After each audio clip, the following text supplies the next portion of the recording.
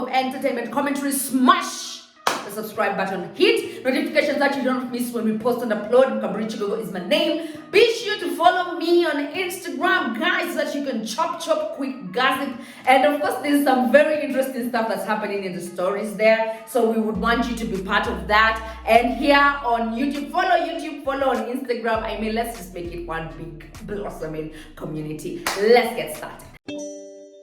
Here we go. TheReportCard, brewing entertainment honey. Believe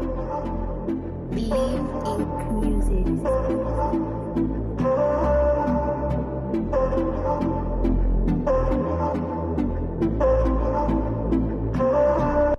And today, let us discuss mental health in Kenya. And you know, this would not have been a proper Kenyan poll if it just wasn't broken down in terms of ethnicity. So, Statistics Kenya have released this list, and they are talking about mental health categorized in terms of different ethnicity, and it means who is suffering the most, like from top to the bottom. So when you see like you have the highest percentage here, don't flatter yourself thinking that we are doing well. No, it means you're actually doing poor.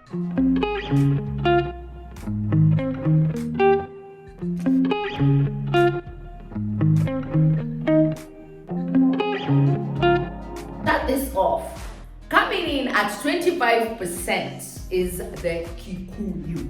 Then followed closely 17.7%, that's the Kisi. Then 14, and that means, so if we look at this critically, it means the Kikuyus are the most depressed and they're the ones who are battling most with mental health. Then followed by 17.7% the Kisis.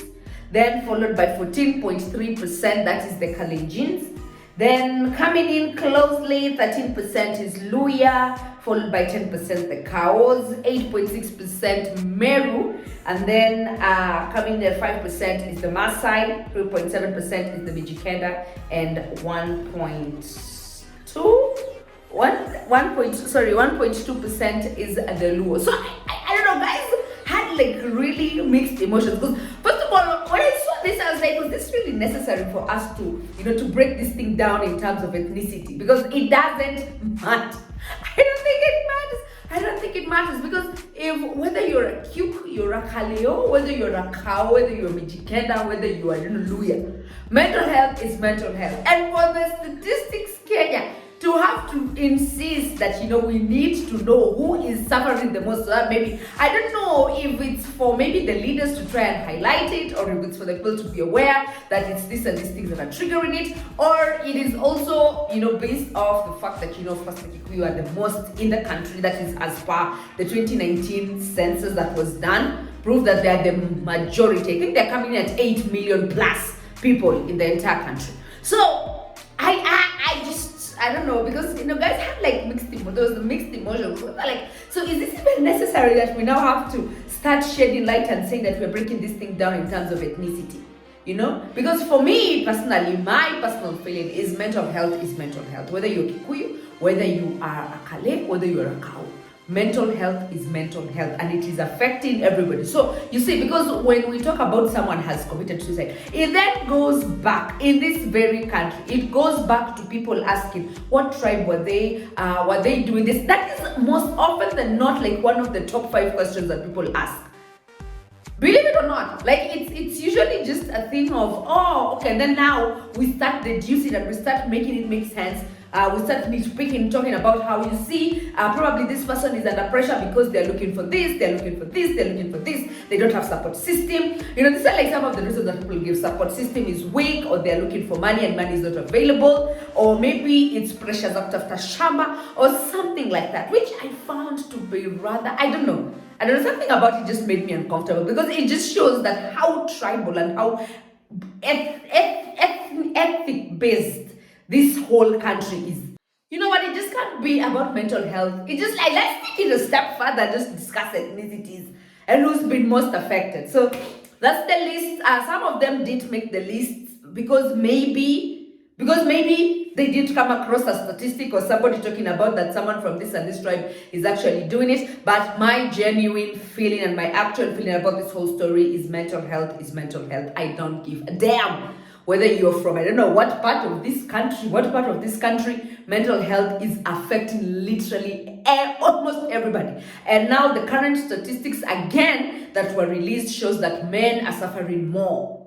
And the suicide rates, men vis-a-vis women, men are, they're doing, like, mental health and suicide is taking a high toll on men, and especially men between the ages of 25 to 35. That's like the bulk majority that are ending their lives. So I don't know what you guys think. Do you think it was necessary for them to break it down? Do you think it was necessary for Statistics Kenya to break it down the way they did? Or they would have just said that, you know what, this is what we are looking at, and maybe not really nitpicked in terms of ethnicity. They would have just made it very, very broad and just say that, you see, people maybe from this part. Because now, listen, Kenya is diverse. And if we just talk about maybe guys in Central, it does not necessarily mean that it's just Cukes who live there. Or we're talking about guys at the coast. It does not mean that it's just, the coastarians who live there. It's now, the country has become very metro and very cosmopolitan, and everybody is living everywhere. So let me know how you think, how you feel about this. Do you agree with the statistics that Statistics Kenya have given, or do you just feel like we would have just focused on mental health as an issue on its own, instead of now us nitpicking and talking about the ethnicity, like mental health broken down in terms of ethnicity and whatnot? Let me know in the comments down below. Okay, so Twitter, I'm telling you, Twitter was yesterday, like Kenyans on Twitter, especially the men on Twitter. Let's just talk about Kenyans on Twitter. Let's talk about men on Twitter. They were pressed like fresh coconut oil. Oh, so let me tell you, they were pressed like fresh virgin oil, and this is why. So Terryanne, who I don't know what to call Terryanne because now they're calling her an entrepreneur, business lady, but she was once a journalist, but she used to specialize in, I think, business. She was a business journalist. And now with all those many titles that she holds. So this guy approaches Terryanne and tells Terryanne that I've watched this and this. So this is the message. Okay, let me just put the message is this. So this is what the guy wrote Terryanne. Told Terryanne, babes, I've seen your interview. So you see, he came to Terryanne in a manner like to suggest that I am just interested in a job. Then Terryanne was like, okay, polite, I've seen your credentials, send me your credentials. She read through the credentials and she was like, I think this is someone who I need and who can be resourceful. And then, the man was actually pitching and saying, I just want to intern. I don't want anything else. I just want a position of an intern. So Terryanne says, like, I scrolled through the messages and shock on me, this man at some point was throwing his darts. And he's very relentless, like the man kept coming and coming. Han, babe, what? Whoa, here, ha. So just take a look at the screenshots, which Terryanne herself shared. I think trying to maybe say that is why the gent missed out on the opportunity, or trying to warn people that if you want a job, then don't be this thirsty, or I do not know what her end game was, but then this is what happened. So take a look at this and then let's come back and discuss.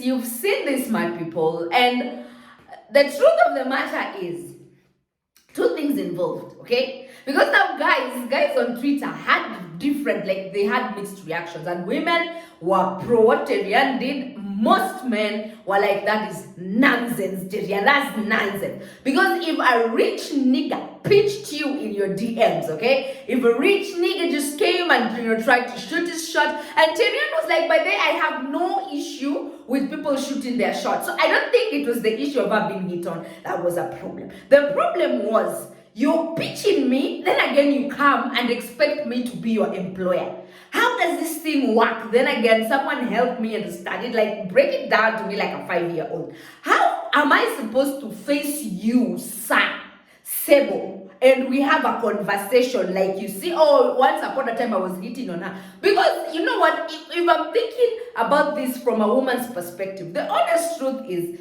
probably Terryanne would have given this guy a job. And then the guy, would have been there probably stalking her or still throwing his little lame ass shots at her.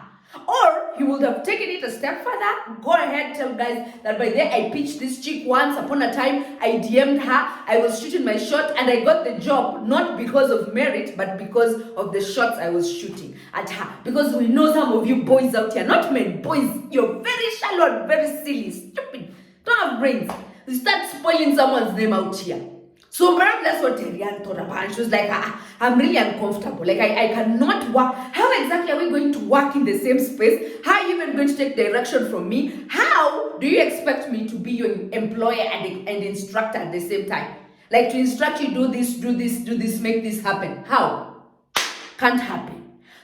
Then, now looking at it, flip side. So, am I in agreement with her, Anika in these little screenshots of her? Here, I think I was like, 70-30? Because, honestly speaking, Terryanne, let's be really honest. I am sure that we have a lot of DMs from the who is who, because niggas are thirsty. We all know that. Like, I know of men who you open chicks DMs like that, you're like, who the hell is that you're talking to? And like, yeah. I've seen his little DMs, and then when you go for your networking meetings or when you go, for those corporate meetings of yours, you guys meet there and it's like, ignored your DMs. Yeah, I saw you in my DMs, but then it was your gele wangu.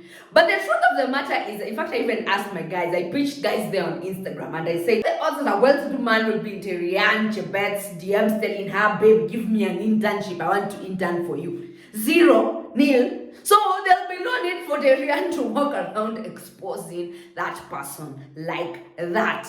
Okay? So let's just get that out of the way, because I think some men were sort of confused and they were trying to say that if a well-to-do man was to pitch Terryanne, a well-to-do man would pitch Terryanne and tell Terryanne, let me take you out for dinner or something. Not that he give me an opportunity to work for you as an intern. As a matter of fact, if you're looking at this thing critically, this man even doubles as a stalker now. Because if for me, at first, you shot your shot, you've been ignored.